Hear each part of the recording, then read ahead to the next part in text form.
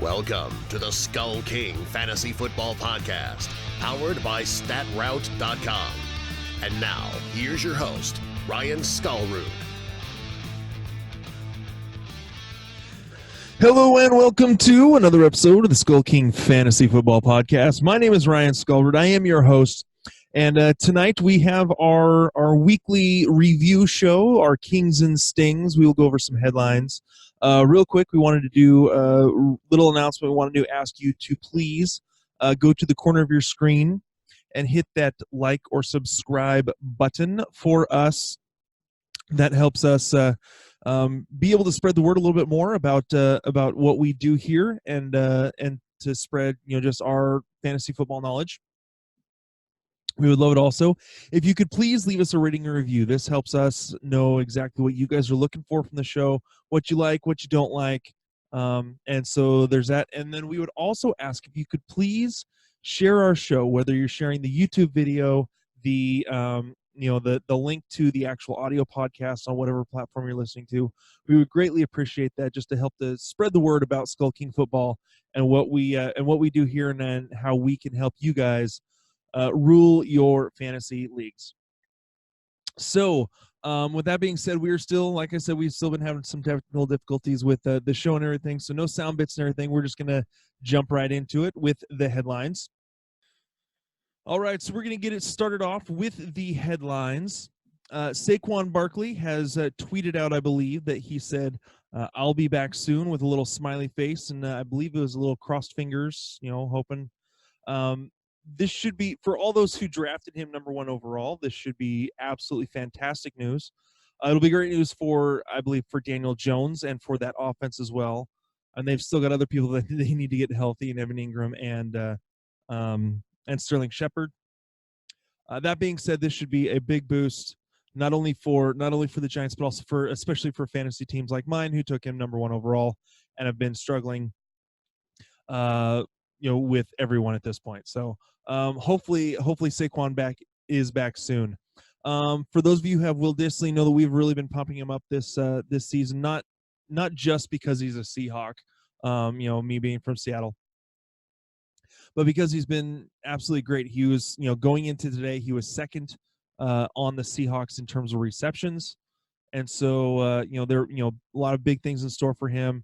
So that being said, went down with a non-contact injury in the end zone today. The Seahawks believe that it is a torn Achilles, which pretty much puts him out for the rest of the season after a torn ACL last year in game 3. So that sucks for Dissly, sucks for the Seahawks. Luckily, they have signed Luke Wilson, who should be, he's not the same type of player as Dissly. Can catch the ball, is also a good blocker. But I think that this means that the Seahawks are going to have to rely on DK Metcalf a lot more, and as well as the run game and Luke Wilson in terms of the offense. A couple people got benched today. Marcus Mariota got benched for Ryan Tannehill. Ryan Tannehill did okay in the process, threw for 144 yards. Problem is, couldn't finish off drives. So I know he threw at least 1 interception.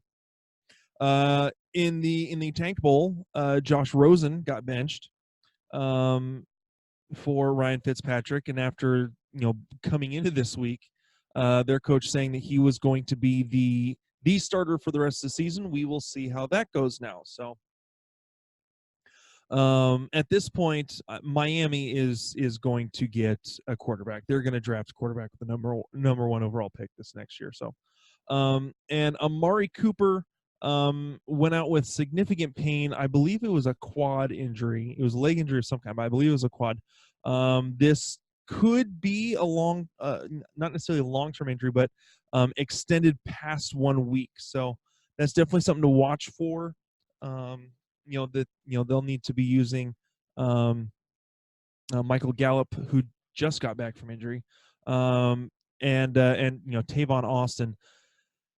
I believe Devin Smith also is some guy that is who they'll be using. So not good news for the Cowboys, who have now, after starting off 3-0, have lost their last 3. So The other injury that came up this week was Emmanuel Sanders, who I believe was a knee injury. They said it does not seem to be a significant thing, and he should be back and good to go, hopefully this next week in week 7. So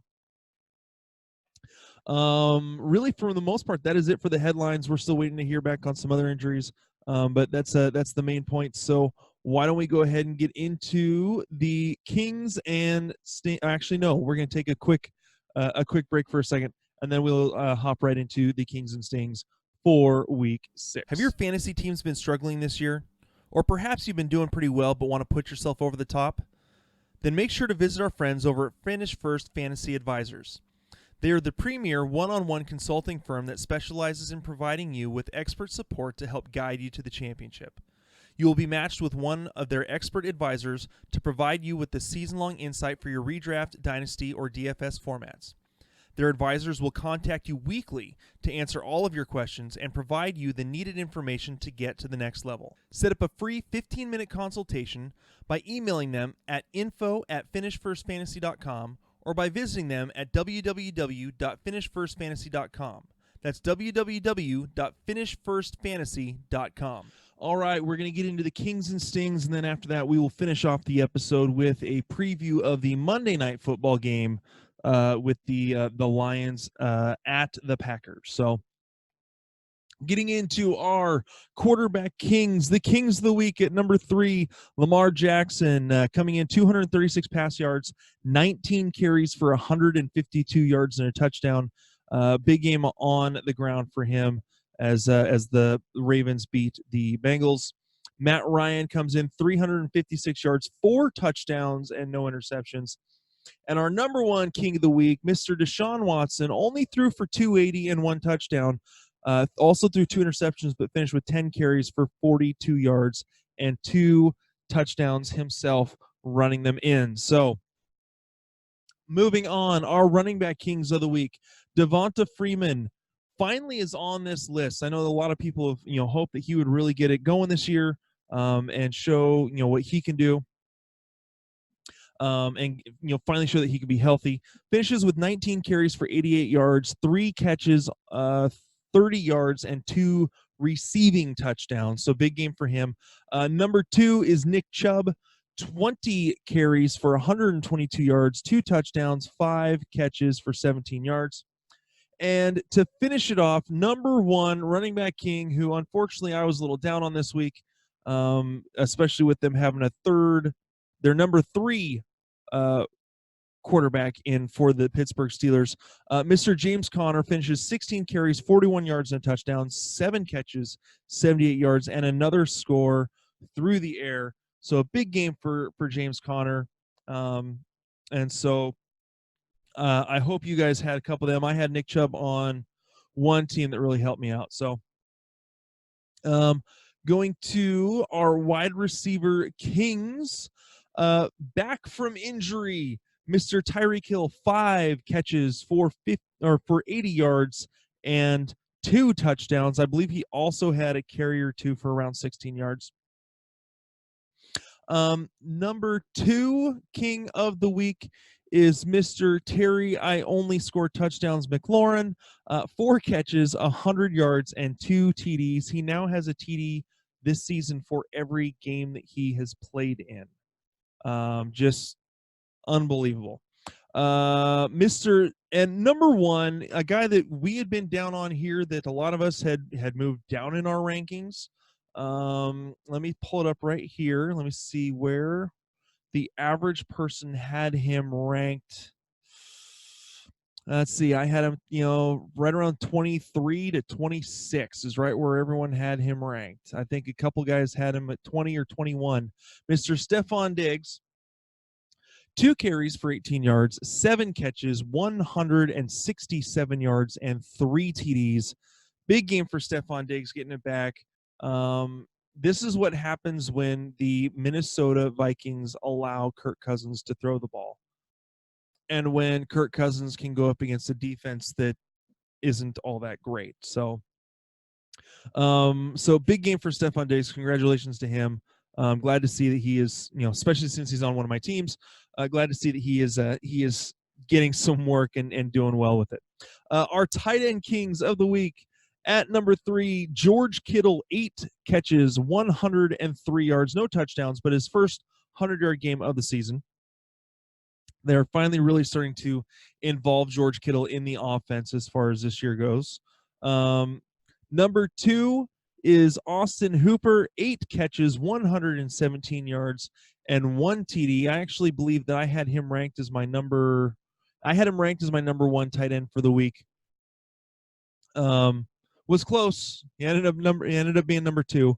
And our number 1 tight end of the week, first game back, Mr. Hunter Henry, 8 catches, 100 yards, and 2 TDs. Absolute phenomenal game from him. Great to see him back. So I believe I may have been the only one. I think I was the only one on SkullKing to actually even rank him, and I had him down at number 28. So there's that. All right. Moving into our stings of the week. These are the ones that really hurt and bit. A couple of these. Now, here's the deal. We usually try to keep them to guys that are mostly owned for the most part.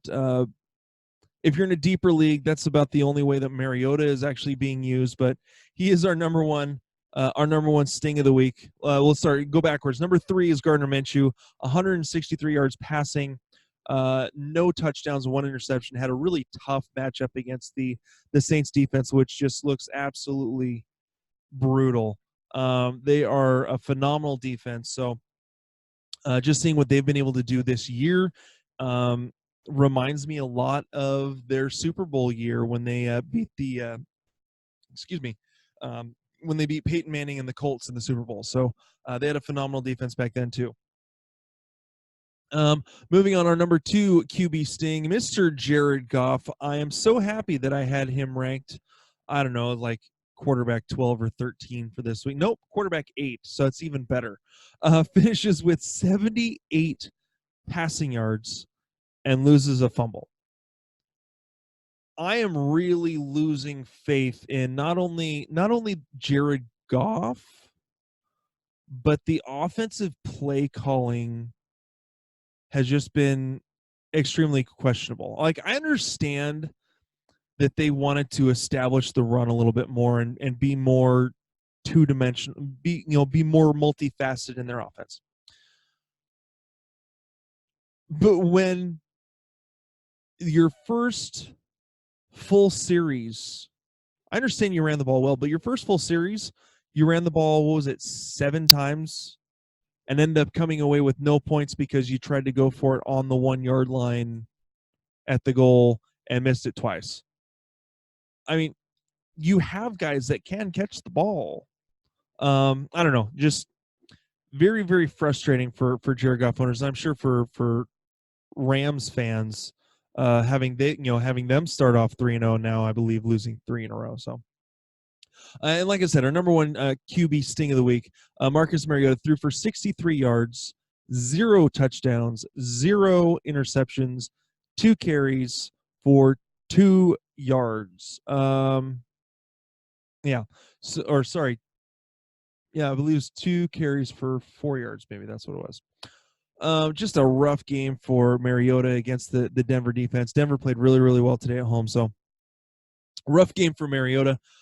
He is not a guy that I would suggest having on your team at all right now in terms of fantasy. Just it wouldn't be surprising if Ryan Tannehill becomes the starter next week. So, all right, moving on to our running back stings. Luckily, one of these guys I had ranked pretty low. Number 3 is Joe Mixon, 8 carries for 10 yards, 2 receptions for 29 yards. Most of our guys, most of SkullKing had him ranked around that 16, 17 area. One guy had him ranked 30th. I had him ranked 26. So, a couple of us were pretty down on him. Austin Eckler, 5 carries for 14 yards, 3 catches for 14 yards. He is getting, he's becoming more of that back and forth flex play now that Melvin Gordon is back. They're going to use Melvin Gordon more. So this is the time to start really moving down and pushing down Austin Eckler in terms of where you're using him in your lineups and in your rankings. And Mr. Derrick Henry is our number one running back sting of the week. 15 carries for 28 yards, 1 catch for 5 yards. Absolutely brutal game from him. And so really, really tough to have to deal with that from a guy that, for the most part, had a pretty decent season so far. Moving on to our wide receiver stings. I've got a bunch of them on here, a couple of them because of injury. Emmanuel Sanders, 1 catch for 0 yards. So he got you in half-point PPR, 0.5 points. Amari Cooper got you 0.8 points with 1 catch for 3 yards. Both of those guys went out with injuries, I believe in the first quarter.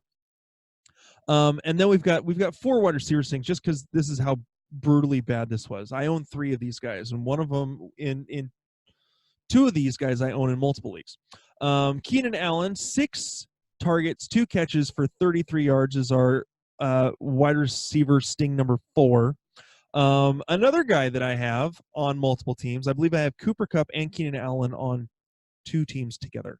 Cooper Kupp, 6 targets, 4 catches for 17 yards.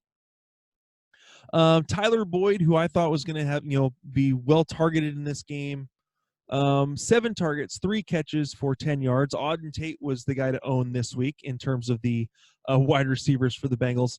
And our number 1 wide receiver sting of the week, Juju Smith-Schuster, 4 targets, 1 catch, 7 yards. Oh, it hurts to own so many of these guys that are just flopping this week. Yeah, so let's just go ahead and move on to the tight end stings.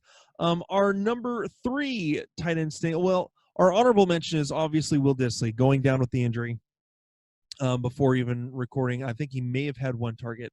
But moving on, our number 3 sting of the week isn't terrible. Zach Ertz, 4 catches for 54 yards. It's not great, but it's better than what it could have been. Number 2 sting of the week is Gerald Everett. I know that he had been picked up in a lot of leagues. He's I want to say a lot of guys had him ranked right in that 9, 10, 11 area, possible, low-end tight end one this week. 2 catches for 9 yards. This San Francisco defense obviously is looking really good, so we'll see if they can keep it up.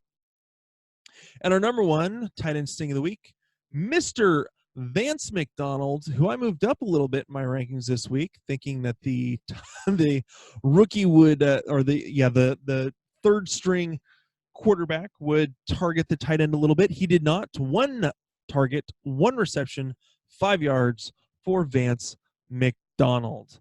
All right, so that is it for our Kings and Stings. We're going to move on now into our Monday Night Football preview. Before we do that, we wanted to do just a quick little read. We've partnered with a couple of different websites this year. One of them is Finish First Fantasy. We're going to be putting up pages for these guys, for these websites on the website soon. These are phenomenal websites. Finish First Fantasy is they are a website that you probably heard the ad read for earlier. They basically set you up with a fantasy expert who's able to help you figure out what moves you need to make for your team and everything. Very specialized, based only on your league, not kind of general overall like a lot of like I do with this podcast. So they are one. The other site that we have partnered with is Prolytics, and they are a premium fantasy analytics website that mainly they do DFS. So and they're a phenomenal site. Really, if you want to take your DFS play to the next level with your DFS lineups, you need to go to Prolytics.com. They have an AI learning engine that provides predictive analytics, that helps with DFS roster construction, decision optimization, and more. Our staff has already had success using Prolytics for our own DFS lineups. Even this week, a couple of their suggestions on players to target really helped out mine. I had one of the free roll contests on Yahoo. 247,000 entrants signed up. I think I was in the top 11, 12,000. So I mean, it didn't get the money for the free contest, but just how well I was able to score in that contest was really nice to see. Again, using some of the suggestions from Prolytics. We really love their projections, and we recommend their services to anyone wanting to take the next step in their DFS lineups. So make sure to go to prolytics.com. That's PRO-LYTICS.com, pro-lytics.com. Make sure to use the coupon code SkullKingFF, all lowercase. It's case sensitive. SkullKingFF for 40% off your first month. Again, that's prolytics.com. PRO-LYTICS.com, prolytics.com. All right, so why don't we go ahead and get into this Monday night matchup with the Lions visiting the Packers. And we'll start off with the Lions with the quarterbacks. Matthew Stafford, I have him, I want to say I had him ranked kind of mid QB2, possibly could put up upper QB2 numbers. Against this Packers defense, they've played very, very well. And so really what's going to matter for the Packers or for the Lions is if they can stop up the run and force the Packers to pass. Doing that, I think, will allow Stafford not only to use Kerryon Johnson in the run game, but also be able to hit his targets in the passing game. Kerryon Johnson I have as a mid to, I think I had him as a low running back too. Let me actually look that up real quick. Kerryon Johnson I had as a mid to upper running back too. Again, against this Packers defense, they have given up a bit of yards in the run game, so they're definitely a team that can be vulnerable in the run game. Moving on to wide receivers, Kenny Golladay. Again, I have him more of that. I think that he can be a wide receiver 15 to 20 by the end of the season. That's kind of where his wheelhouse is. I don't see him. He may have higher weeks than that, but that's right his wheelhouse. So Marvin Jones, he's not much of a PPR guy. He's more just the deep passes. I have him. He's kind of a boomer bust wide receiver 3. TJ Hawkinson, I believe, is getting cleared to play in this game. Again, he is a tight end 2 until further notice. Moving on to the Packers. Aaron Rodgers, I have him marked down. Again, he is that mid to high quarterback too, because they're not utilizing him in the pass game except when Devontae Adams is healthy. So usually, for the most part, especially in the red zone, they're using Aaron Jones. So again, until we see otherwise, Aaron Rodgers is a quarterback too. Aaron Jones, I want to say I have him as my running back number 7 for this week. So I'm expecting him to put up good numbers this week, and that's not based off the recency bias of last week. He's the one getting the work. He's the one being used. So he is definitely proving my original assessments of him wrong. And so I am willing to admit that. So like I said, I have him, I believe, as running back number 7.5 point PPR this week. Moving on to the wide receivers. Really, it's down to Geronimo Allison and Marquez Valdez-Scantling. It's really those two guys. We'll see who can step up. I have both them, again, as boomer bust wide receiver 3s. I couldn't say which one I think is going to get more work. I think I guess it's going to be Marquez Valdez-Scantling, but it may be Geronimo Allison in the slot. Until we see otherwise, I think that it would be better. You'd be better off using Jimmy Graham, who I think is I want to say I had him as a low-end tight end 1. Pull up my tight end rankings real quick. I have Jimmy Graham. Yep, I have him as my tight end number 8. So, which is right about in line with where everyone on SkullKing had him ranked for this week. So, that is it for this week. I hope you guys enjoyed this show and had a good week. I hope that if you need someone to perform well tomorrow in order to win your matchups, that happens for you guys. Again, thank you so much for listening. This has been the SkullKing Fantasy Football Podcast, and we will talk to you guys later. Hey, SkullKing Nation. Thank you for listening to the SkullKing Football Podcast. Did you like this episode? If so, be sure to go to iTunes, Stitcher, Google Play, and YouTube to subscribe. Also, please leave us a rating and reviews to let us know how we can better help you rule your leagues.